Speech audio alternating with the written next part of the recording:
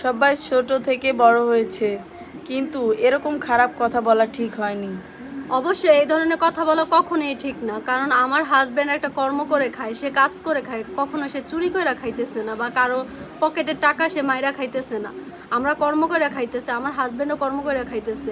আর আমাদের কর্মস্থানে আমাদের রিজিকের উপরে যে হাত দিবে, মানে আমাদের রিজিকটা নিয়ে যে ছিনিমিনি খেলবে বা আমাদের রিজিকের থেকে যে আমাদেরকে উঠাই নিতে চাইবে, যে আমাদের এই কাজটা বন্ধ করে দিতে চায় বা আমাদের এই কাজটা থেকে সে আমাদেরকে টেনে হিসড়ে নামাইতে চাইতেছে, অবশ্যই তার বিরুদ্ধে আমরা আইনগত ব্যবস্থা নিব। আপনারা শুধু আমাদের পাশে থাকবেন, আর যারা আমাদেরকে ভালোবাসেন তারা অবশ্যই আমাদের পাশে থাকবেন। আর যে ব্যক্তিটা এই ধরনের কথাবার্তা বলে আমার হাজব্যান্ডের কাজের বিষয় নিয়ে, যে তাদেরকে কেন এই জায়গায় আনা হয়েছে, হ্যাঁ, সে একজন চুল কেটে খায়, চুল কেটে খায় দিকে সে কি মানুষ না? আমরা কি মানুষ না?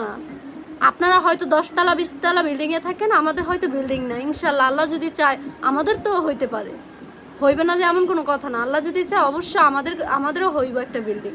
সবাই শুধু দোয়া করবেন আমাদের জন্য। আর যারা আমাদের পিছনে লাগছে তাদেরকে যেন আল্লাহ হেদায়েত করে, এটার জন্য অবশ্যই দোয়া করি, আল্লাহ যেন তাদের হেদায়েত করে।